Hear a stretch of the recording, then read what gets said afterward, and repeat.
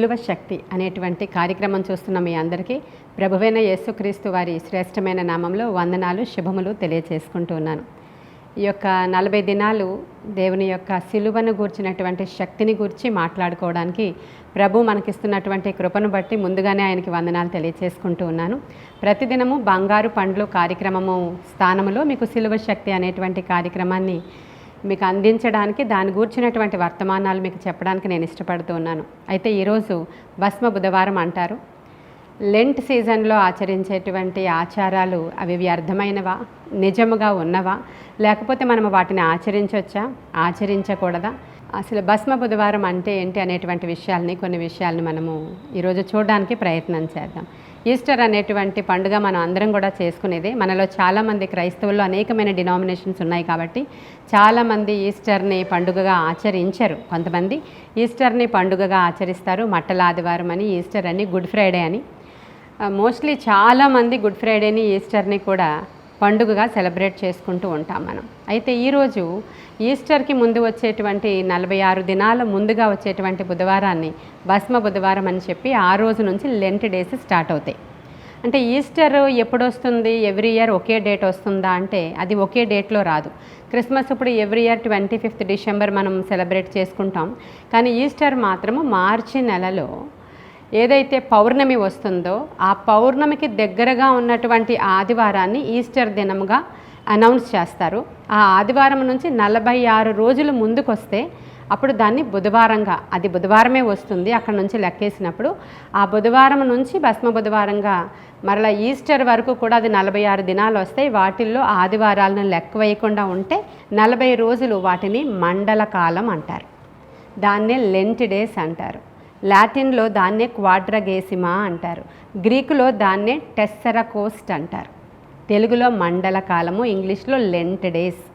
ఈ పదాలన్నీ కూడా ఉపయోగించి మనం 40 దినాలు చాలామంది ఏం చేస్తారంటే దీక్ష కాలంగాను, ఈ మండల కాలాన్ని ఉపవాస దినాలుగాను, మరి దేవునితో అధికమైనటువంటి సహవాసం చేసేటువంటి దినాలుగాను, చాలామంది చాలా విషయాలలో ప్రత్యేకించుకొని మాంసాదులను విసర్జించి, చాలా అంటే ఎంటర్టైన్మెంట్ని విసర్జించి దేవునితో అధికముగా సహవాసం చేసేటువంటి దినాలుగాను క్రైస్తవ్యంలో చాలా సంవత్సరాల నుంచి వస్తున్నటువంటి ఆచారమే. దీన్ని ఆచారమే అంటాము.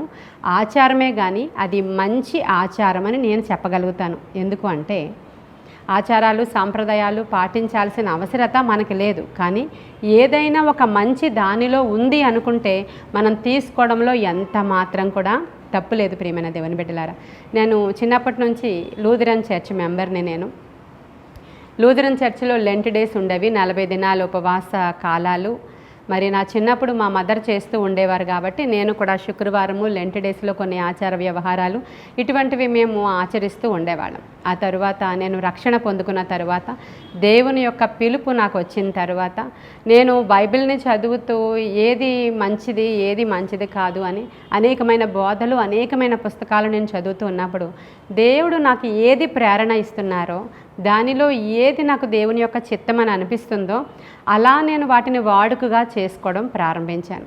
ఆ తరువాత ఏది మంచి ఏది చెడు అనేటువంటి విచక్షణ జ్ఞానం మన అందరికీ తెలుసు కాబట్టి, మన చేతిలో బైబిల్ ఉంది కాబట్టి, ఈ బైబిల్లో ఇలా మీరు ఈస్టర్ ఆచరించండి, లెంట్ డేస్ ఆచరించండి, క్రిస్మస్ ఆచరించండి అని ఏమీ రాసలేదు. కానీ మనము మన దేవుని యొక్క జన్మదినాన్ని జ్ఞాపకం చేసుకుంటాం, మరణ పునరుద్ధానాలని జ్ఞాపకం చేసుకుంటాం. అన్నిటికంటే మించి ఆయన శిలువ శక్తి ఎంత గొప్పదో జ్ఞాపకము చేసుకోవడం కోసం ఈ 40 దినాలు చాలా ప్రాముఖ్యముగా ఉపయోగపడతాయి అనేటువంటి సత్యాన్ని గ్రహించిన దానను నేను. కాబట్టి ఇంచుమించు ఈ 40 డేస్ నేను ఎవ్రీ ఇయర్ ఫాస్టింగ్ ఉండడం, దేవునితో అధికమైన సహవాసం చేయడం, ఇంకా మా సంఘమంతా కూడా మరి ప్రేరేపించబడితే మీలో అందరూ రావాలనుకుంటే నేను ఇక్కడ ప్రార్థనలు పెడతాను, లేదంటే నేను ఒక్కరిదాన్నే చేసుకుంటాను అనేటువంటి అలాంటి విధానంలో కొనసాగుతూ ఉండేదాన్ని కొన్ని సంవత్సరాల క్రితం వరకు. కానీ తర్వాత నుంచి అందరూ కూడా ఇంట్రెస్ట్ చూపడం, మేమందరము ఈ 40 దినాలు సహవాసంగా సంఘముగా కూడి ప్రార్థన చేయడం అనేది జరుగుతూ ఉంటుంది. మీ అందరికీ తెలుసు, ఆల్మోస్ట్ మేము ఎవ్రీడే గ్యాదర్ అవుతూ ఉంటాం కాబట్టి ఇంకొంచెం ప్రతిష్ఠిత దినాల వలె ఈ దినాలను మేము చేయడం అనేది జరుగుతూ ఉంది. యోవేలు గ్రంథంలో మనం చూసినప్పుడు 2వ అధ్యాయం 12వ వచనంలో, ఇప్పుడైనను మీరు ఉపవాసం ఉండి కన్నీరు విడుచుచు దుఃఖించుచు మనఃపూర్వకంగా తిరిగి నా యొద్దకు రండి అనేటువంటి మాటల్ని ఈ యొక్క ఉపవాస దినాలలో ఈ మాటల్ని ఎక్కువగా చెప్పి ఉపవాసం ఆచరించడానికి, ప్రతిష్ఠించుకోవడానికి కొన్ని డినామినేషన్స్ వాళ్ళు వీటిని ఉపయోగిస్తూ ఉంటారు. యాక్చువల్గా ఈ యొక్క లెంట్ డేస్ అనేటువంటివి ఆదిమ సంఘములో అయితే లేవు, కానీ క్రీస్తు శకము 4వ శతాబ్దంలో అంతకుముందు వరకు ఎలా చేసేవారంటే కేవలం రోమన్ క్యాథలిక్లు మాత్రమే ఈ యొక్క శిలువ ధ్యానాలు గూర్చినటువంటి కార్యక్రమాలు కానీ, లేకపోతే ఈ యొక్క లెంట్ డేస్ అని కానీ వీటిని ఆచరిస్తూ ఉండడం అనేది ఆదిమ సంఘము తరువాత 4వ శతాబ్దం నుంచి ఇవి స్టార్ట్ అయినాయి. అంతకుముందు వరకు ఈస్టర్ డే ఒక్కటే వాళ్ళు 24 అవర్స్ అలాగ దాంట్లో గడపడం, లేదంటే తర్వాత 3 దినాలు ముందుకొచ్చి గుడ్ ఫ్రైడే నుంచి ఈస్టర్ దినము వరకు ఒక ప్రతిష్ఠిత దినాలుగా గడపడం, ఆ తర్వాత ముందుకొచ్చి 7 దినాలు గడపడం లాంటివి రకరకాలుగా చేస్తున్నటువంటి సమయంలో ఒక పెద్ద మీటింగ్ ఒకటి జరిగింది. అది క్రీస్తు శకము 325వ శతాబ్దంలో నైసియా అనేటువంటి ప్రాంతంలో ది కౌన్సిల్ ఆఫ్ నైసియా అనేటువంటి ఒక సభ అక్కడ ఏర్పాటైనప్పుడు దాంట్లో ఒక నిర్ణయం తీసుకున్నారు. ఏం నిర్ణయం తీసుకున్నారంటే ఈ లెంట్ డేస్ 7 డేస్ కాదు, 3 డేస్ కాదు, 2 డేస్ కాదు, 24 అవర్స్ కాదు, 40 అవర్స్ కూడా చేసేవారు. 40 అవర్స్ కూడా కాదు, కానీ 40 డేస్ కింద దాన్ని లెంతెన్ చేద్దాము అనేటువంటి మాటను వాళ్ళు మాట్లాడుకున్నప్పుడు ఆ లెంతెన్ చేద్దామంటే పొడిగిద్దాము అని మాట్లాడుకున్నారు వాళ్ళు. దాన్ని అలా లెంట్ డేస్ కింద స్టార్ట్ చేయడం జరిగింది. యాక్చువల్గా ఈ లెంట్ డేస్ అంటే ఏంటంటే స్ప్రింగ్ సీజన్లో వచ్చేటువంటి, వసంతకాలంలో వచ్చేటువంటి ఆ దినాల యొక్క అర్థం ఏంటంటే చిగురు పెట్టుట. దీని అర్థం ఏంటంటే చిగురు పెట్టుట అనేటువంటి అర్థం ఇస్తుంది అక్కడ. అంటే వసంతకాలము, మరలా ఆత్మీయంగా దిగజారిపోయినటువంటి స్థితిలో ఉన్నటువంటి క్రైస్తవులు మరలా దేవునిలో చిగురు పెట్టుట అనేటువంటి అర్థం ఇచ్చేటువంటి భావనతో వాళ్ళు స్టార్ట్ చేశారు. తర్వాత ఈ క్యాథలిక్ల నుంచి ప్రొటెస్టెంట్లు విడిపోయారు. ఎందుకంటే వీళ్ళు చేస్తున్నటువంటి ఆచారాలు, వ్యవహారాలు, ఆ భస్మ బుధవారం అంటే ఆ మట్టలను కాల్చి ఆ బూడిదను, అది యాష్ వెనస్డే అంటారు ఈ రోజుని, దానిని ఇక్కడ క్రాస్ కింద వేసుకోవడం, ఆచారాలు, వ్యవహారాలు ఇవన్నీ ఎక్కువగా ఉన్నాయని వాళ్ళకి వీళ్ళకి సూట్ అవ్వలేనప్పుడు ప్రొటెస్టెంట్స్ విడిపోయినటువంటి సందర్భం. తర్వాత ఇంక ఏ డినామినేషన్ వాళ్ళు ఎవరికి దీని ప్రేరణ ఉందో అలా కాలక్రమేణా ఈ యొక్క లెంట్ డేస్ అనేవి ప్రపంచవ్యాప్తంగా చాలా సంఘాలలో దేవునికి అతి సమీపముగా ఉన్నటువంటి ప్రతిష్ఠిత దినాల కింద ఆచరించడం అనేది జరుగుతూ ఉంది. చాలామంది దీన్ని వ్యతిరేకిస్తారు. మనం ఏమైనా అన్యులమా 40 రోజులు తెల్లబట్టలు, నల్లబట్టలు, ఎర్రబట్టలు వేసుకోవడానికి? 40 రోజుల భక్తి ఏంటి? మీకేం బుద్ధి జ్ఞానాలు లేవా? మనం ఏమైనా అన్యాచారాల్లో వ్యర్థమైపోతున్నామా? క్రీస్తు మన కొరకు వచ్చిన తర్వాత ప్రతి దినము కూడా శుభదినమే, ప్రతి దినము స్తుతించదగినదే, ప్రతి దినము ప్రతిష్ఠిత దినమే అని కొంతమంది వాదన. నిజమే ప్రియమైన దేవుని బిడ్డలారా, కానీ మనుష్య రీతిగా మనం ఆలోచించినప్పుడు మనం గ్రాడ్యువల్గా రోజు కూడా దేవునితో భక్తి చేస్తున్న సందర్భంలో ప్రతిరోజు స్థిరముగా ఒకేలాగా ఎవరు కూడా ఉండలేరు. పడి లేస్తూ ఉంటారు ఎవరైనా సరే. అంటే మరీ క్రింద నేలన బోర్లా పడిపోవచ్చు, కానీ ప్రేయర్ యొక్క స్టైల్ ఈరోజు మనం ఒక 3 అవర్స్ చేసుకోగలిగితే, ఒక వారం రోజులు అలా చేసుకోగలిగితే ఇంకొక వారం రోజులు కొంచెం డల్ అవ్వచ్చు, వాక్యములో కొంచెం డల్ అవ్వచ్చు, పరిస్థితుల ప్రభావం ఇంట్లో ఉన్న సిట్యుయేషన్స్ ద్వారా దిగజారొచ్చు భక్తిలో, లేదంటే వాళ్ళ సంఘ యొక్క పరిస్థితుల ద్వారా దిగజారొచ్చు, వాళ్ళు లోకంలో కలిసిన విధానంలో కొంచెం పడిపోవచ్చు, మరలా లేవచ్చు, మరలా పడిపోవచ్చు. ఇలాంటి సందర్భంలో అలా కాకుండా సంవత్సరంలో కొన్ని ప్రతిష్ఠిత దినాలు ఉన్నాయి. ఈ దినాలలో ఖచ్చితంగా మేము ఇలా ప్రార్థనలో అధికంగా గడపాల్సిందే, ఉపవాసం ఉండాల్సిందే, ప్రతిష్ఠించుకోవాల్సిందే అనేటువంటి ఒక పద్ధతి ఎప్పుడైతే సంఘంలోనికి వచ్చిందో నిజంగానే అనేక మంది దాన్ని ప్రతిష్ఠించుకున్నటువంటి సందర్భాలు నేను చాలా చూశాను. చిన్నప్పటి నుంచి నా జీవితంలో నేను చాలా చూశాను. త్రాగుబోతులు, మరి జూదరులు, లేదంటే తిరుగుబోతులు, లేదంటే భక్తిహీనులు, ఒక మాటలో చెప్పాలంటే సంవత్సరం అంతా వాళ్ళకి భక్తి ఉండదు, లెంట్ డేస్లో కంపల్సరీ వాళ్ళు కనబడతారు. నేను చెప్పిన సో డినామినేషన్స్లో ఈ త్రాగే వ్యక్తి, సిగరెట్ త్రాగే వ్యక్తి, మరి తిరిగే వ్యక్తి, అబద్ధాలు ఆడేవాడు, ఇంకా చెడ్డ మాటలు ఆడేవాళ్ళు, లేదంటే ఏవేవో వ్యవహారాలలో ఉన్నవాళ్ళు 40 రోజులు ఏదో ప్రతిష్ఠించుకోవడం కష్టపడి ఉంటారు వాళ్ళు. అంటే వాళ్ళది 40 రోజులు భక్తేనా అంటే అలా అనుకోవద్దు. వాళ్ళ జీవితకాలంలో ప్రతిదినము భ్రష్టత్వంలో జీవించే కంటే కొన్ని దినాలు దేవునికి ప్రతిష్ఠించుకోవడంలో తప్పు లేదు కదా. కొన్ని సందర్భాలలో ఈ 40 దినాలు అయిన తర్వాత వాళ్ళు భ్రష్టులుగా మళ్ళీ అయిపోతారు. కొన్ని సందర్భాల్లో 2-3 నా జీవితంలో చూశాను నేను. 40 దినాలు వాళ్ళు ప్రతిష్ఠించుకున్న తరువాత త్రాగుబోతుగా లేడు. ప్రియమైన దేవుని బిడ్డలారా, నాకు తెలిసి నేను చూసిన విషయాలే మీతో మాట్లాడుతున్నాను. ఇది మంచిదే కదా, ఇది చాలా మంచి విషయమే కదా. కాబట్టి ఈరోజు భస్మ బుధవారం అంటే ఏంటో నేను మీకు చెప్పాను, ఎలా స్టార్ట్ అయిందో చెప్పాను నేను. కాబట్టి ఈస్టర్కి ముందు వచ్చేటువంటి 46 దినాలలో ఆదివారాలు 6 ఆదివారాలను తీసివేస్తే 40 దినాలని దాన్ని మండల కాలం అంటారు. ఈ మండల కాలంలో అనేక మంది ఉపవాసం ఉంటారు, ప్రతిష్ఠించుకుంటారు, దేవునితో అధికమైన సహవాసం చేస్తారు. చాలా సంఘాలలో ప్రతి దినము కూడికలు ఉంటాయి, వాళ్ళు ప్రార్థించుకుంటారు. గుడ్ ఫ్రైడే వరకు ప్రార్థించిన తరువాత దేవుని యొక్క సిలువను ధ్యానము చేస్తారు. రేపటి దినము నుంచి మీకు సిలువ యొక్క శక్తి గురించి వర్తమానాలు మాట్లాడబోతూ ఉన్నాను నేను. సిలువ శక్తి గురించి. ఇది ఆచారమా అంటే ఆచారం కాదు. అధికముగా సిలువను గూర్చిన వార్త నశించిపోతున్న వాళ్ళకి వెర్రితనం కానీ, రక్షింపబడిన వంటి మనలాంటి వాళ్ళకి అది దేవుని యొక్క శక్తి అయి ఉన్నది. కాబట్టి దేవుని యొక్క శక్తి, సిలువ శక్తి అనేటువంటి వర్తమానాలు రేపటి దినము నుంచి మీ అందరికీ రాబోతూ ఉన్నాయి. కాబట్టి మీరు అందరూ సిద్ధంగా ఉండాలని, అనుదినము కూడా మీతో దేవుడు ఏం మాట్లాడతారు, సిలువను గూర్చిన వార్తలో సిలువలో ఉన్నటువంటి శక్తి ఎటువంటిది, మనం ఈ 40 దినాల్లో మీరు కూడా మాతో పాటు పార్టిసిపేట్ చేయాలి అని అనుకుంటే ఖచ్చితంగా అనుదినము వేకువనే వస్తున్నటువంటి ఈ సిలువ శక్తి అనేటువంటి వర్తమానాల్ని ఫాలో అవ్వండి. ప్రతిదినము దేవుడు ఈరోజు సిలువ ద్వారా ఏం మెసేజ్ మనకి పాస్ చేశారో, ఆ సిలువని మనం చూసినప్పుడు ఎటువంటి శక్తిని మనం పొందుకుంటామో, దేవుని యొక్క సిలువలో ఉన్నటువంటి ఆ పవర్ ఎంత గొప్పదో మాట్లాడడానికి నేను ఇష్టపడుతూ ఉన్నాను. అయితే ఈ వ్రత దినాలు ఎలా చేయాలండి, ఈ ప్రతిష్ఠిత దినాలు ఎలా చేయాలి, ఈ 40 దినాలు కేవలం ఆచార ప్రకారం మేము ఆచరించాలా అంటే అలా ఏమీ చేయాల్సిన అవసరత లేదు. కానీ మనం సంవత్సరంలో ఏ 40 రోజులైనా పెట్టుకోవచ్చు, ఏ 20 రోజులైనా పెట్టుకోవచ్చు, 7 రోజులు పెట్టుకోవచ్చు, 3 రోజులు పెట్టుకోవచ్చు, ప్రతి శుక్రవారం పెట్టుకోవచ్చు, ప్రతి ఆదివారం కూడా పెట్టుకోవచ్చు. కాకపోతే ఒక చిన్న విషయం మీరు జాగ్రత్తగా వినండి.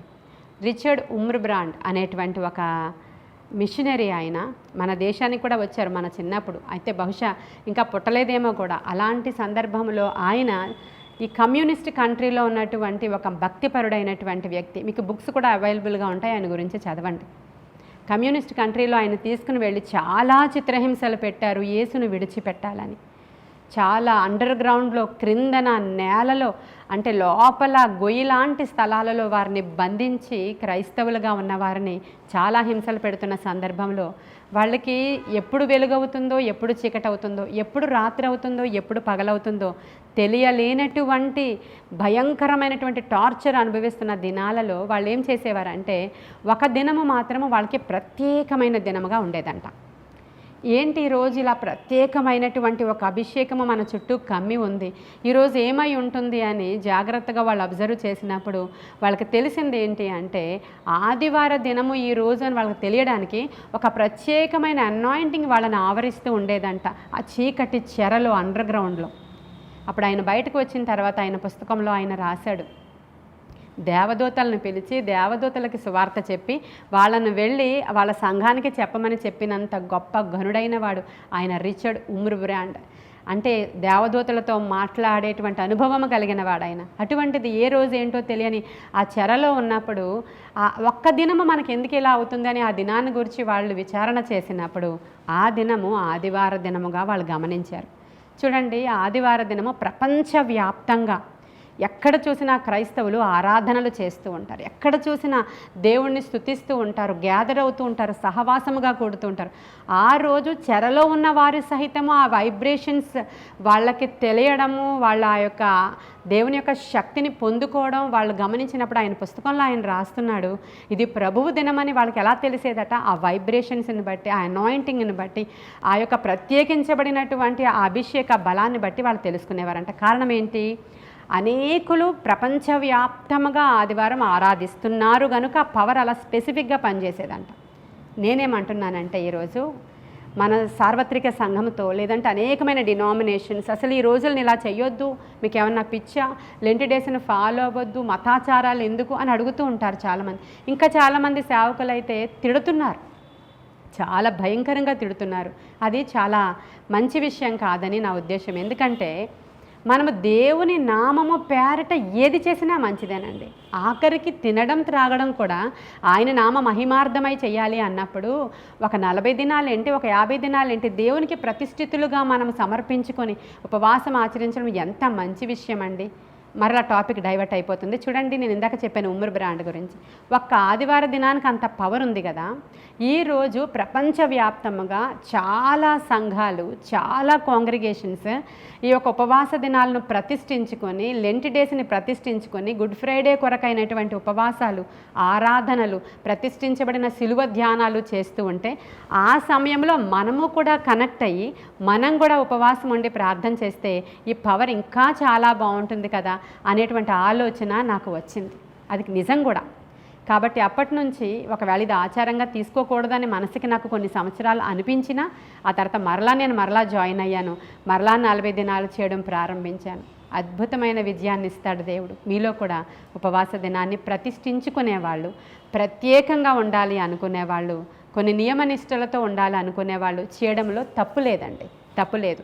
ఎందుకంటే రొటీన్గా వెళ్ళిపోయేటువంటి మన మానవ జీవితంలో కొన్ని దినాలు ప్రభువుతో మనము గడుపుట చాలా శ్రేయస్కరం. ఆ తర్వాత మనమేమి 40 దినాల తర్వాత ప్రభువుని విడిచిపెట్టాం. 360 రోజులు ఫాస్టింగ్ ఉండలేం కదా. ఫాస్టింగ్ ఆపుతాం. ఒకవేళ ఫాస్టింగ్ ఉండలేని వాళ్ళైతే ఒక పూట ఏదో కేటాయించుకొని ఒక పూట టిఫిన్ మానడమో, లేకపోతే లంచ్ స్కిప్ చేయడమో, లేదంటే ఆ డిన్నర్ స్కిప్ చేయడమో చేస్తారు. అది కూడా చేయలేని వాళ్ళు డానియల్ ఫాస్టింగ్ లాగా పెట్టుకుంటారు. ఏంటంటే ఆహారాన్ని, మంచి మాంసాన్ని, లేకపోతే చాలా విందు భోజనాల్ని, అలాంటి వాటిని విసర్జించి స్నానపానాదులు కూడా మానేశాడంట దానియేలు దేవునితో ఉపవాస ప్రార్థనలో ఉన్నప్పుడు. నెహెమ్యా ఉంటాడు, ఆయనేమో అంటే లెందీగా చేశాడు ఆయన ఉపవాసం. 4 నెలలు ఆయన ఏ మంచి ఆహారం ఆయన తీసుకోలేకపోయాడు, ఏ నవ్వు ఆయన ముఖంలోనికి రాలేకపోయింది. ఎందుకంటే ఆయన విచారముతో ఉన్నాడు. తన ప్రజలు నశించిపోతున్నారు, దేవుని పట్టణ ప్రాకారము, సమాధులుండే పట్టణము కూల్చేయబడింది అనేటువంటి విచారంతో ఆయన చేశాడు. ఈరోజు మనకేం విచారాలు లేవా? మన దేశ పరిస్థితులు ఎలా ఉన్నాయో గమనిస్తున్నారా? కొన్ని దినాలలో ఆ ప్రతిష్ఠిత దినమైన ఆదివారాన్ని కూడా తీసేస్తారేమో అనేటువంటి కొన్ని పరిస్థితులు గుండా మనం వెళుతున్నాం. ఛత్తీస్గఢ్ లాంటి ప్రదేశాలలో అనేక మంది స్త్రీలను, భార్యలను, బిడ్డల్ని చంపుతామనే బెదిరింపులు కనిపించట్లేదా మీకు? ఒక ప్రక్క నుంచి క్రైస్తవ్యం మీద వస్తున్నటువంటి వ్యతిరేకతలు కనిపించట్లేదా మీకు? మీకు ఉపవాసం ఉండి దేవుణ్ణి ప్రార్థించడానికి అసలు ఏ భారము లేనే లేదా? లేదంటే మన బిడ్డల కొరకు లేదా? ప్రతిష్ఠించుకోండి అనేటువంటి మాట యోవేలు ప్రకటిస్తున్నాడు. ఇప్పుడైనాను ఉపవాసం ఉండి మీరు వచ్చి నా మాట విని నా సన్నిధిలో మీ హృదయాలను చింపుకుంటే దేవుడు ఏం చేస్తాడంట? మీ యొక్క బట్టలను కాదు చింపుకునేది, మీ హృదయాలను చింపుకోండి. బూడిద కాదు నెత్తి మీద వేసుకునేది, మీ యొక్క హృదయాలను చింపుకొని నా దగ్గరకు వచ్చి కన్నీరు విడిచి ప్రార్థిస్తే గొప్ప కార్యాలను నేను చేస్తాను అంటున్నాడు ఆయన. ఇవి ప్రతిష్ఠిత దినాలంటే. ఈ 40లోనే పెట్టుకోవాలని నేనేం చెప్పట్లేదు, మీకు ఎప్పుడు వీలైతే అప్పుడు పెట్టుకోవచ్చు, ఎప్పుడైనా చేయొచ్చు. కానీ ఇది మండల కాలమని, ఇది అనేకులు ఈ సీజన్లో చిగురు పెట్టడానికి అవసరమైనటువంటి మంచి సీజన్ అని. కాబట్టి ఈ సీజన్లో క్రైస్తవ్యంలో చాలా ఎక్కువ శాతం మంది దేవునితో అధిక సంబంధం కలిగి ఉండేటువంటి డేస్ కాబట్టి మేము కూడా దేవునితో సహవాసం చేయడానికి ఇష్టపడుతున్నాం అనుకున్న వాళ్ళంతా కూడా మీరు జాయిన్ అవ్వండి. మనం అందరం కలిసి ప్రార్థనలు చేద్దాం. అంటే కేవలం నేను వర్తమానం మాత్రమే మీకు అందించగలుగుతాను.